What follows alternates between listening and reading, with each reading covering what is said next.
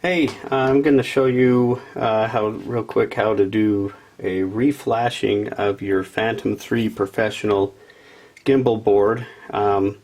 It's a common problem with these Phantom 3 Professionals. If they sit for a long period of time, I don't know what that time is, 6 months or so, the NVRAM inside it where the program is stored gets corrupted. So I'm going to show you how to do this real quick. I have a Phantom gimbal board here that came off of a Crash Phantom. I haven't had a chance to look at this one yet, so we'll see if it's even repairable. But I know it's been sitting for a long time, probably well over a year, so that's why I'm certain that it needs to be reflashed. So, come on, there we go. Anyways, once you pull your gimbal apart off the bottom of your Phantom, it's going to look kind of like this. In order to get the camera off itself, you're going to have to use an Allen screw and loosen this little hex bolt here so that when you lift this off, if it's going to come, oh yeah, when you lift this off, that arm doesn't stay stuck. Another thing you need to do is get a small screwdriver and work this ribbon cable loose. Once that's loose, you want to be careful not to damage it, of course, because you want to reuse that ribbon cable. But anyways, once that's done, you can pop up these little locks here, and there's some double-sided sticky tape that holds the ribbon cable to the board. The ribbon cable will come off. You can slide this off, and now you're ready to reflash. You have access to the points that you need to reflash. So I'm going to move my laptop over here a little bit so you can see it better. This is the points that you need to reflash. Hold on one second so I can refocus. So these are the points that you're going to flash. The first area that you're going to connect these two pads together.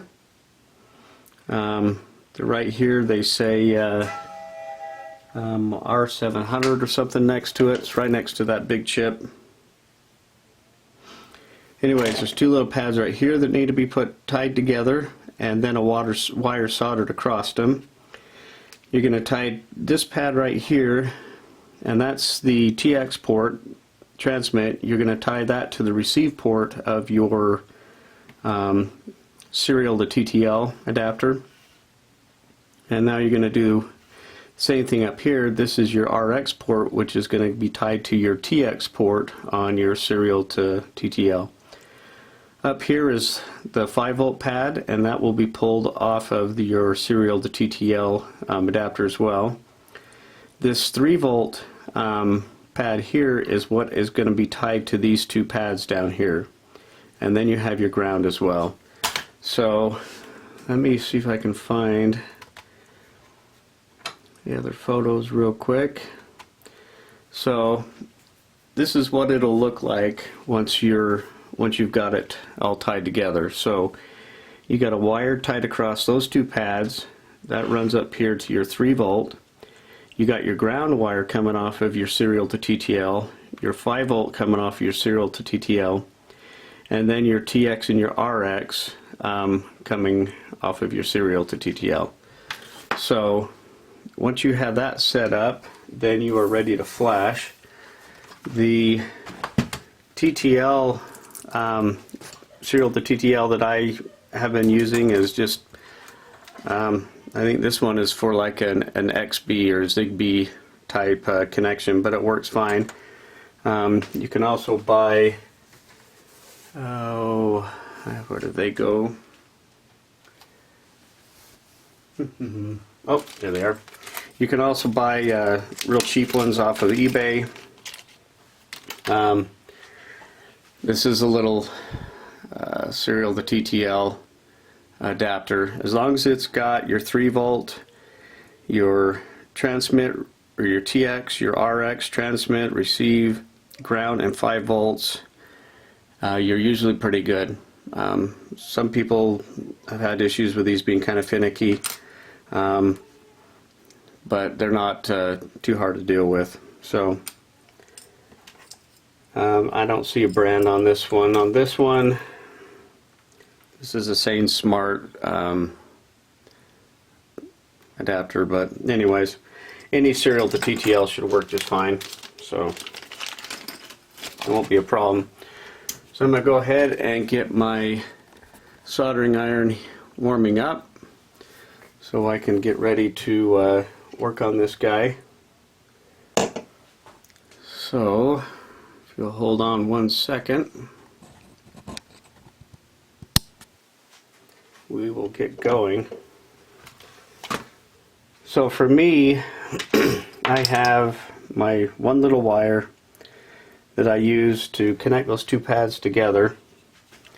I'm going to turn the autofocus back on, bring this in a little bit closer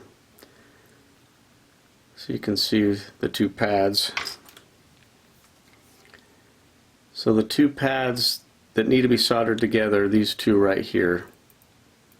So you just put a little dab of solder on one and the other, and then you tie them across, and then that wire runs up here to the 3-volt, provides 3 volts to these two pads here. So alrighty, so I'm going to go ahead and get started here on the soldering end of this. Now my eyesight's not as good as it used to be, so time to put on the funky glasses so I can see what I'm doing.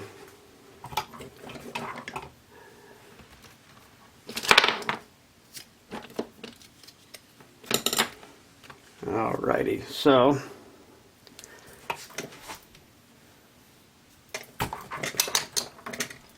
go ahead and hit. This is kind of a tricky one because you got a resistor there. But I'm going to go ahead and hit that pad lightly and then hit the one next to it. Got it. Alright, next one is the 5-volt, the 3-volt, the ground, and TX and RX.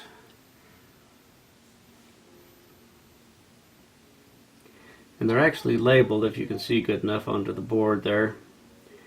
One says 368 UOTXP, and then the other one right up above it says 386 UORXP. So now that I've got my 3 points, the trickiest part is to get these two pads soldered together without soldering anything else. So I'm going to clean off my tip there.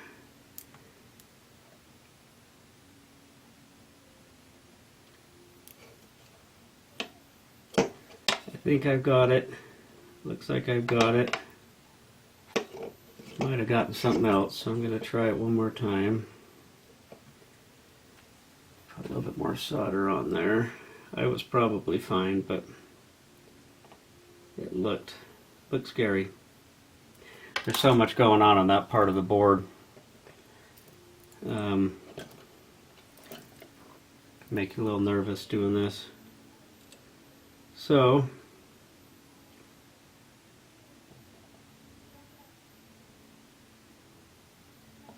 there we go. Looks good. Jeez.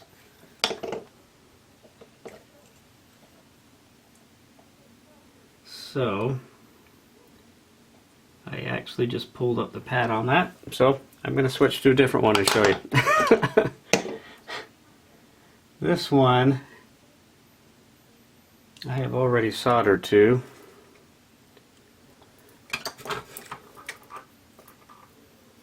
Yeah, so once you get the wire down on it, don't pull up. Bad things will happen.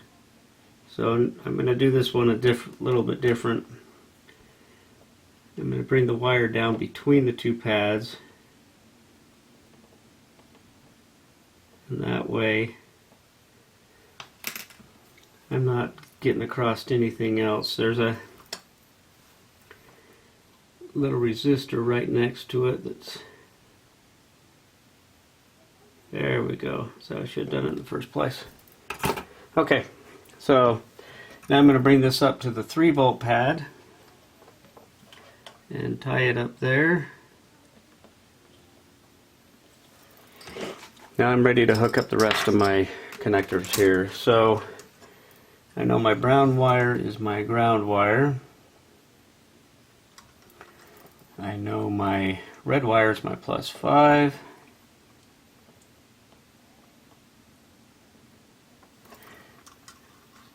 And the TX and the RX I have to look at. So on my board, my orange wire is the TX. So orange wire needs to go to RX on here. So when it comes to serial transmissions, you transmit to receiving port or you receive from a transmitting port.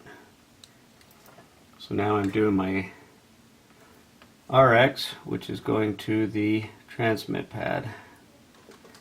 Okay, so now I'm all hooked up. Grab me a cable, USB cable.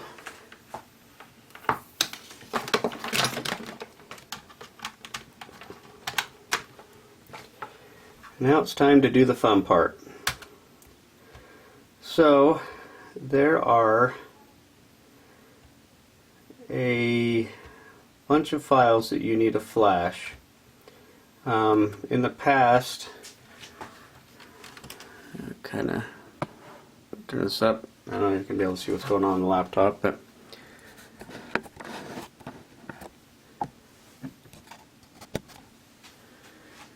in the past, I already wrote the command line down, but it's in the PDF.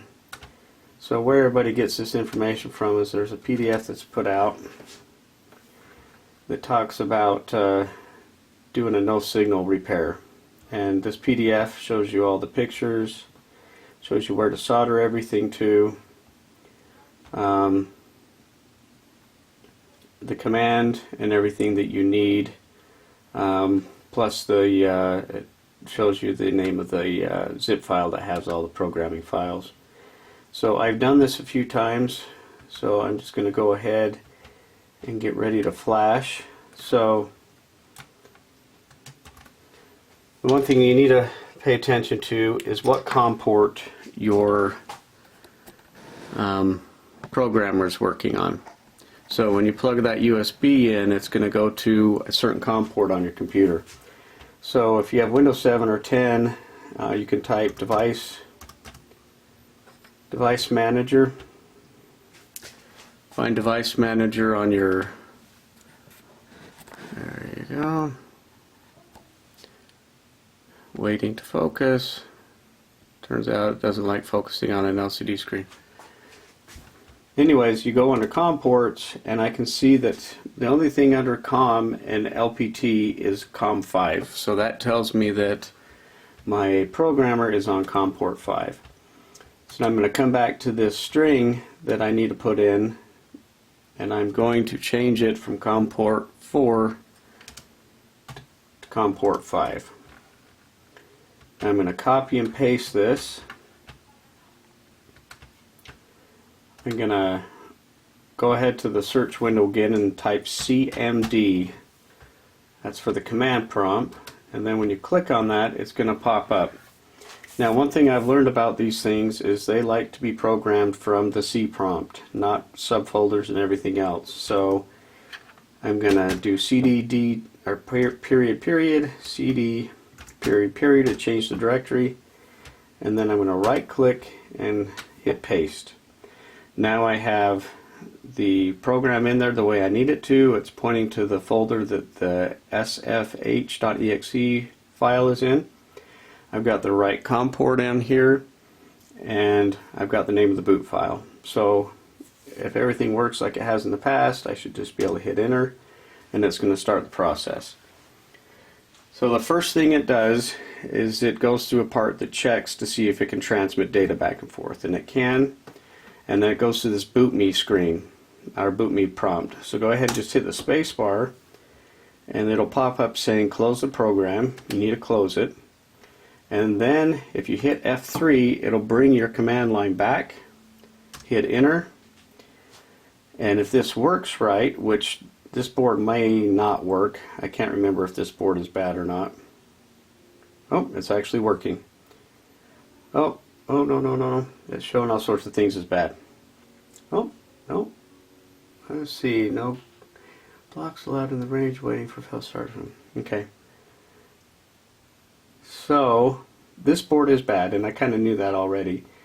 I'm not sure if I have a board that I can show you that is good. I'm afraid that the one that I lifted the pad off and broke earlier is the only one that will work. But hold on one second.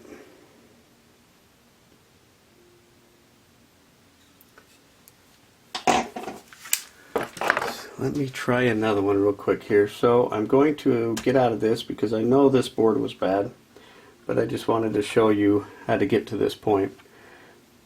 So I'm going to come back over here and change out to a different board. So I'll plug my programmer and unsolder this real quick.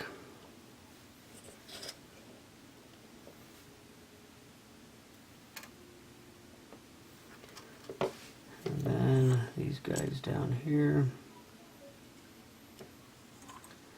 Make sure, when you do get done though, you do need to make sure that you clean up those pads really well and they're not touching anything else. If I take a close look real quick, they look good, they're not touching anything else. It's a good sign.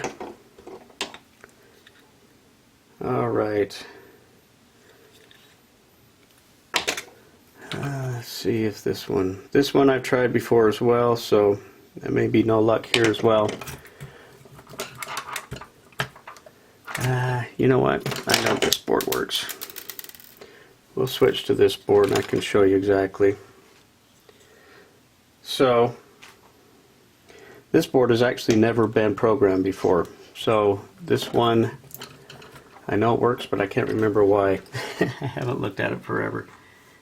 So, I'll go ahead and hit those pads again. Little itty bitty things.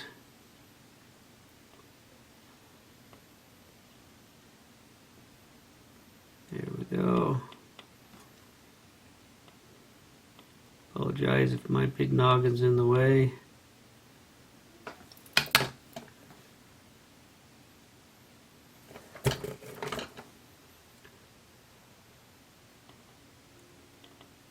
Get some big blobs on there if possible. Okay. Now I'm going to hit the 3 volt, 5 volt, RX and TX, which are these big pads, and ground. Okay, now back to the tough part again. Getting these 2 little pads to connect to this wire. It's not an easy deal, but it's worth it in the end, right? Okay.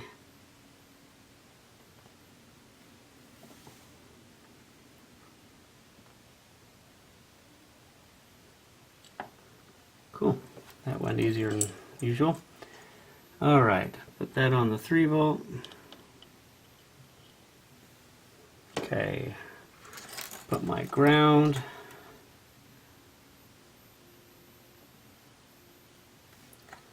Put my +5. And look back at my board here. White wire is RX there, which goes to TX on here.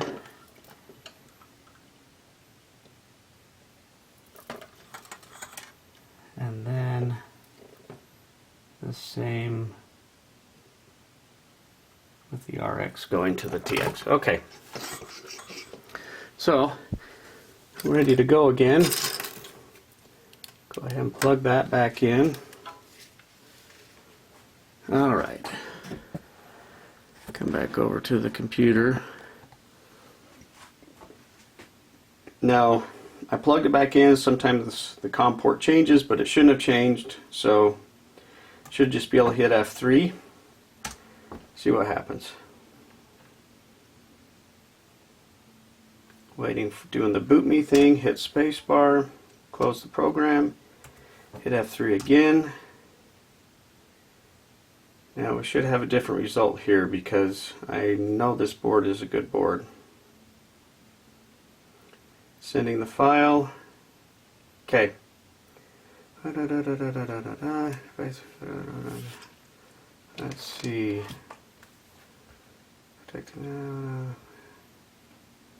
Okay. The ubootfile.img is missing. Let's make sure that they are in the correct folder. I know the correct folder is back in my line here. It's under P3 PNS, so let me do that real quick. 3 PNS, and you're right, those are not there. So let's do that again.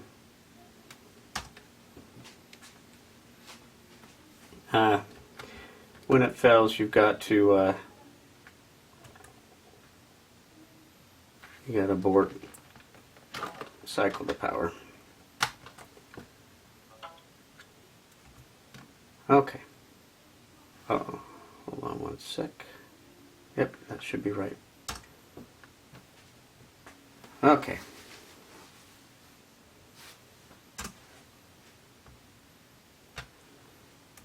Three.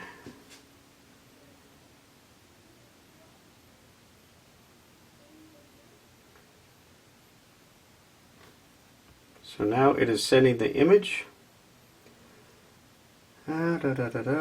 Flash target done. Now it's saying that image is not available. u-boot.img. Yeah, well, it is available. Let's see here.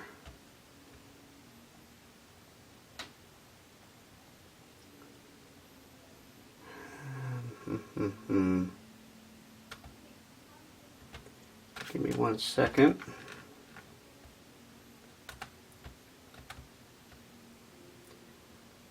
So I do the same kind of flashing thing for the Phantom 2 Vision Plus, and with that one it is so picky about what folder you do it from that it doesn't work so well. So I'm just going to move my stuff from there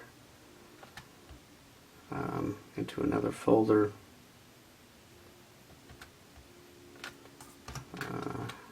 Okay,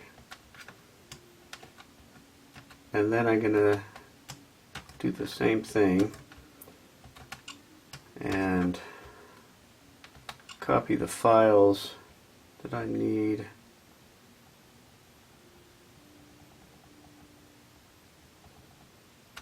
From here into there. Now it's just going to be directly under my C drive. I'm going to change this to reflect that.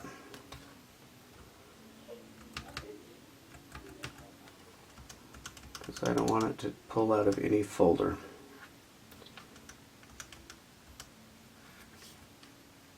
So let's try that again. Oops. Oh, yeah, COM5.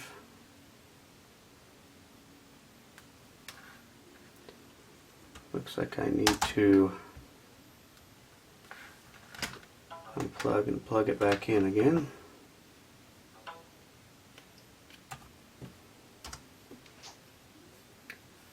Three.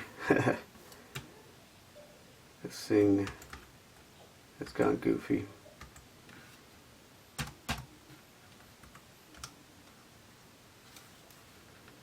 SFH. Okay, let's try this again.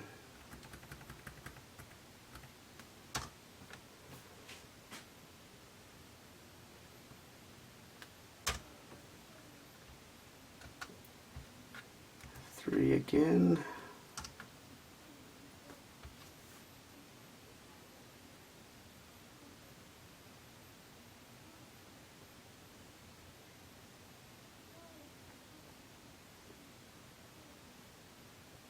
Okay, so now it's working correctly.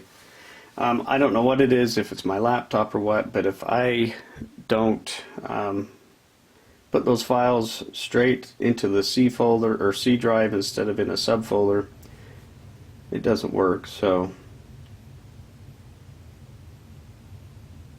looks like it's sending the data, it's rewriting it. So this is how it's supposed to work. So once you see that done, operation completed successfully, you have successfully reflashed your gimbal board. So now I'm going to unplug everything and clean everything off. Make sure that when I remove those 3.3 volt lines that I'm doing it in a way that doesn't mess up anything else. Sorry. Get you back out here. So I'm going to check those pads, make sure they're not connected, make sure they're not connected to anything else. Remove everything.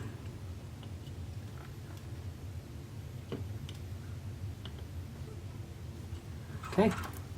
Now this board is reprogrammed and ready to go.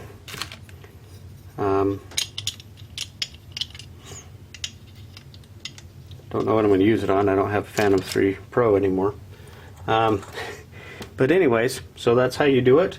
I'll post this video for you, and then I will also find the zip file with the files that you actually need to flash, and you can give it a try. Thanks.